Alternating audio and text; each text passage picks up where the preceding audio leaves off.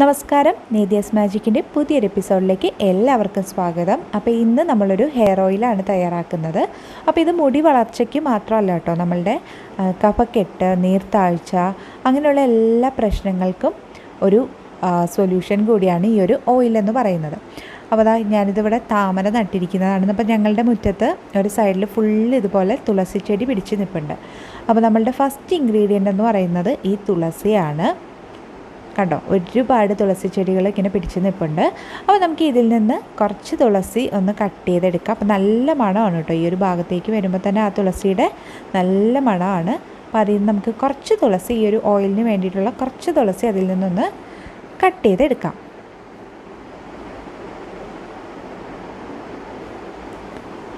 പിന്നെ നമുക്ക് തുളസി കഴിഞ്ഞാൽ ആവശ്യമുള്ളത് പനിക്കൂർക്കയുടെ ഇലയാണ്. നമ്മൾ ഞവര ഇല എന്നൊക്കെ പറയും. ഈ ഒരു സംഭവമാണ് നമുക്ക് ആവശ്യം. അപ്പം തുളസിയുടെ ക്വാണ്ടിറ്റിയെക്കാട്ടിലും കൂടുതലായിരിക്കണം പനിക്കൂർക്ക ഇലയുടെ ക്വാണ്ടിറ്റി. അപ്പോൾ പനിക്കൂർക്കയുടെ ഔഷധ ഗുണങ്ങളെപ്പറ്റി ഞാൻ പറയാതെ തന്നെ നിങ്ങൾക്ക് അറിവുള്ളതാണ്. നമ്മളുടെ ഈ കഫത്തിനും ജലദോഷത്തിനൊക്കെ നല്ലതാണ് പനിക്കൂർക്ക. നമ്മൾ കുഞ്ഞുങ്ങൾക്കൊക്കെ അത് പിഴിഞ്ഞ് അതിൻ്റെ നീര് കൊടുക്കാറുണ്ട്, ജലദോഷമൊക്കെ വരുമ്പോൾ പെട്ടെന്ന് മാറാനായിട്ട്. കുഞ്ഞുങ്ങൾക്ക് മാത്രമല്ല കേട്ടോ, മുതിർന്നവർക്കും അത് ചെയ്യാവുന്നതാണ്. അപ്പോൾ ഈ പനിക്കൂർക്കയാണ് നമ്മളുടെ നെക്സ്റ്റ് ഇൻഗ്രീഡിയൻ്റ് എന്ന് പറയുന്നത്.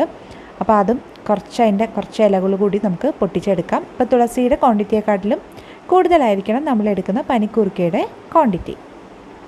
അപ്പോൾ അതുകൂടി നമുക്കൊന്ന് പൊട്ടിച്ചെടുക്കാം.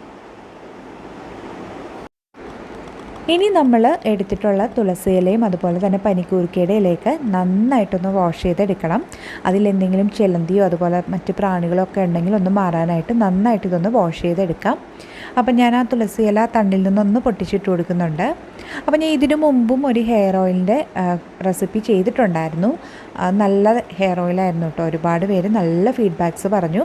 അപ്പോൾ അതിൻ്റെ ലിങ്ക് കൂടി ഞാൻ ഡിസ്ക്രിപ്ഷനിൽ കൊടുക്കാം. അത് താരനും മുടി കൊഴിച്ചിലിനും അതുപോലെ തന്നെ എല്ലാത്തിനും, നമ്മളുടെ ഹെയറിനുണ്ടാകുന്ന ഒരുവിധമുള്ള എല്ലാ പ്രശ്നങ്ങൾക്കും നല്ലൊരു ഓയിലാണ്. അപ്പോൾ അതിൻ്റെ ലിങ്ക് കൂടി ഞാൻ ഡിസ്ക്രിപ്ഷനിൽ കൊടുക്കാം കേട്ടോ. കാണാത്തവരുണ്ടെങ്കിൽ ഒന്ന് കയറി കണ്ടിട്ട് നിങ്ങൾക്ക് ഏതാണ് ബെറ്റർ എന്ന് തോന്നുന്നു അത് ട്രൈ ചെയ്ത് നോക്കുക. അപ്പോൾ ഇതിൻ്റെ ഇല മൊത്തം നമുക്കൊന്ന് കഴുകിയെടുക്കാം. അപ്പോൾ കഴുകിയിട്ട് ഇതിൻ്റെ വെള്ളം ഒന്ന് പോകാനായിട്ട് നമ്മൾ മാറ്റി വെക്കണം. കാരണം നമ്മളില്ലെങ്കിൽ ഇത് എണ്ണയിലേക്ക് ഇടുമ്പോൾ ഈ വെള്ളത്തിൻ്റെ അംശം ഉണ്ടെങ്കിൽ പൊട്ടാൻ ചാൻസ് ഉണ്ട്. അപ്പോൾ കുറച്ചൊന്ന് കഴുകിയിട്ട് ആ വെള്ളത്തിൻ്റെ ആ ഒരു കണ്ടൻറ്റ് ഒന്ന് മാറി ഒന്ന് ഡ്രൈ ആവാനായിട്ട് നമുക്കൊന്ന് കുറച്ച് നേരത്തേക്ക് മാറ്റി വയ്ക്കാം. അപ്പം ഞാൻ ഈ ഓയിൽ തയ്യാറാക്കുന്നത് ഇരുമ്പിൻ്റെ ഒരു ചീനിച്ചട്ടിയിലാണ് കേട്ടോ. അപ്പോൾ ആ ഇരുമ്പിൻ്റെ കൂടി ആ ഒരു ഗുണം നമുക്ക് കിട്ടുമല്ലോ. അപ്പോൾ ഞാനൊരു ഇരുമ്പ് ചീനിച്ചട്ടിയാണ് എടുത്തിരിക്കുന്നത്. അപ്പോൾ ചൂട് കട്ടിയുള്ള ഏതെങ്കിലും ഒരു പാത്രം എടുക്കുക. അതിലേക്ക് നമുക്ക് ആവശ്യത്തിനുള്ള വെളിച്ചെണ്ണ ഒഴിച്ചു കൊടുക്കാം. അപ്പോൾ ഇത് വീട്ടിൽ തന്നെ ആട്ടിയ വെളിച്ചെണ്ണയാണ്. ഷോപ്പിൽ നിന്ന് വാങ്ങിയതിനെക്കാട്ടിലും വീട്ടിലാട്ടിയ വെളിച്ചെണ്ണ ഉണ്ടെങ്കിൽ അതാണ് കുറച്ചുകൂടി നല്ലത്. ഇനി എണ്ണ ഒന്ന് ചൂടായി വരണം. അപ്പോൾ എണ്ണ ചൂടായോ എന്നറിയാൻ ഞാൻ അതിലേക്ക് 1-2 ഇല ഒന്ന് ഇട്ട് കൊടുക്കുന്നുണ്ട്. അപ്പോൾ എണ്ണ ചൂടായിട്ടില്ല കേട്ടോ.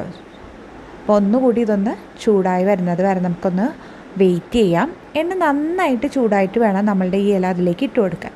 അപ്പോൾ ഈ ഇല നമ്മൾ കഴുകി ഒന്ന് ഡ്രൈ ആയി വന്നിട്ടുണ്ട്. അപ്പോൾ നന്നായിട്ടൊന്ന് നമുക്ക് കൈ കൊണ്ടൊന്ന് ഞെരടി അതിൻ്റെ ആ ഒരു നീരൊക്കെ ഉണ്ടല്ലോ വരുന്ന രീതിയിൽ ഒന്ന് കൈ കൊണ്ട് നന്നായിട്ടൊന്ന് ഞെരടിയെടുക്കുക. അതല്ലെങ്കിൽ നമുക്ക് ഇടികല്ലിൽ വെച്ചിട്ട് ഒന്ന് ചതച്ചിട്ട് അങ്ങനെ വേണമെങ്കിലും ചെയ്യാവുന്നതാണ്. മിക്സിയിലിട്ട് അടിക്കേണ്ട ആവശ്യമില്ല കേട്ടോ. ജസ്റ്റ് കൈകൊണ്ട് ഇതുപോലെ ഒന്ന് ചെയ്തെടുത്താൽ മതി. അപ്പോൾ അതാ നന്നായിട്ട് അതൊന്ന് നമ്മൾ ഞെരടി എടുത്തിട്ടുണ്ട്. അപ്പോൾ നമ്മളുടെ എണ്ണയും അവിടെ ചൂടായിട്ടുണ്ട്. ഇനി നമ്മൾ ഈ ഞെരടി എടുത്ത ഈ ഒരു കൂട്ടുണ്ടല്ലോ അത് നമുക്ക് ഈ എണ്ണയിലേക്ക് ഇട്ട് കൊടുക്കാം. ഇതാ കണ്ടോ, എണ്ണയൊക്കെ നന്നായിട്ട് ചൂടായിട്ടുണ്ട്. അപ്പോൾ ഇതിലേക്ക് നമ്മളുടെ ഇപ്പം നമ്മൾ ഞെരടിയെടുത്ത ആ ഒരു കൂട്ടും കൂടി ഇട്ട് കൊടുക്കാം. അപ്പോൾ ആദ്യം ഞാൻ എണ്ണ ചൂടായോന്ന് അറിയാൻ വേണ്ടിയിട്ട് മാത്രമാണ് കേട്ടോ ആ ഇല ഇട്ട് കൊടുത്തത്. അപ്പോൾ അതിൻ്റെ ആവശ്യമില്ല കേട്ടോ, ഇതുപോലെ ഇട്ട് കൊടുത്താലും മതി. അപ്പോൾ ഇനി ഇത് നമുക്കിതിൽ കിടന്ന് നന്നായിട്ട് ആ ഇലയുടെ കളറൊക്കെ ചേഞ്ചായി വരുന്നത് വരെ നമ്മൾ വെയിറ്റ് ചെയ്ത് കൊടുക്കണം. അപ്പോൾ ഇടയ്ക്കിടയ്ക്കൊന്ന് ഇളക്കി കൊടുക്കുക. പെട്ടെന്നൊന്നും ഇത് അടി പിടിക്കില്ല കേട്ടോ. കാരണം നമ്മളിത് അരച്ചിട്ടാണ് ചേർക്കുന്നതെങ്കിൽ അടി പിടിക്കാനുള്ള ചാൻസ് കൂടുതലാണ്. ഇതിപ്പോൾ നമ്മൾ ജസ്റ്റ് ഒന്ന് ഞെരടി ഇട്ടിട്ടല്ലേ ഉള്ളൂ. അപ്പോൾ അതുകൊണ്ട് ഇത് അടി പിടിക്കുന്ന പ്രശ്നമൊന്നുമില്ല. ജസ്റ്റ് നമ്മൾ ഇടയ്ക്കൊന്ന് ഇളക്കി കൊടുക്കേണ്ട ആവശ്യമേ ഉള്ളൂ. അപ്പോൾ നമുക്ക് വെയിറ്റ് ചെയ്യാം. ഈ ഇലയുടെ കളറൊക്കെ മാറി ഒന്ന് വരുന്നത് വരെ നമുക്ക് വെയിറ്റ് ചെയ്യാം.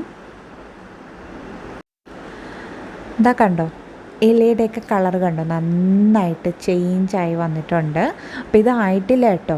നമ്മളുടെ ഓയിൽ റെഡി ആകുമ്പോൾ ഈ എണ്ണയിലുള്ള ഈ പത പോലെ വരുന്നുണ്ടല്ലോ, ആ പതയൊക്കെ മാറി നല്ല ക്ലിയർ ആകും. അപ്പോൾ അതാണ് എണ്ണയുടെ ആ ഒരു പരുവം എന്ന് പറയുന്നത്. അപ്പോൾ ഇലയുടെ കളർ മാറി എന്ന് പറഞ്ഞിട്ട് നമ്മളുടെ ഓയിൽ ആയിട്ടില്ല. ഈ പതയൊക്കെ ഒന്ന് മാറി നല്ല ഇലയൊക്കെ നല്ല ക്രിസ്പായിട്ട് വരും. അപ്പോൾ അതുവരെ നമ്മളിത് ഇതുപോലെ ഒരു മീഡിയം ഫ്ലെയിമിൽ വെച്ചിട്ട് ചെയ്തെടുക്കുക. അപ്പോൾ നമുക്ക് കുറച്ച് നേരം കൂടി ഒന്ന് വെയിറ്റ് ചെയ്യാം. ഓയിലിൻ്റെയും കളർ ചേഞ്ചായി വരും കേട്ടോ. ചെറിയൊരു ലൈറ്റ് യെല്ലോ ഷെയ്ഡാവും. ഇപ്പോൾ ഓയിലിൻ്റെയൊക്കെ കളർ ചെറുതായിട്ടൊന്ന് മാറി വരാൻ തുടങ്ങിയിട്ടുണ്ട്. അപ്പോൾ ഞാനിവിടെ വുഡൻ സ്പാച്ചുല യൂസ് ചെയ്യുന്നുണ്ട്. കറക്റ്റ് കളർ നിങ്ങൾക്ക് ഈ ഒരു ക്യാമറയിൽ അറിയാൻ പറ്റില്ല. ചെറുതായിട്ട് കളറൊക്കെ ചേഞ്ചായി വരാൻ തുടങ്ങിയിട്ടുണ്ട് കേട്ടോ. അതുപോലെ തന്നെ ഇതിൻ്റെ ലീഫൊക്കെ ഒന്ന് ക്രിസ്പിയായി വരാൻ തുടങ്ങിയിട്ടുണ്ട്. അപ്പോൾ ഒന്നുകൂടി ഒന്ന് നമുക്ക് വെയിറ്റ് ചെയ്യാം, ഇതൊന്നുകൂടി ഒന്ന് ആ ഒരു പത മാറി കിട്ടാൻ.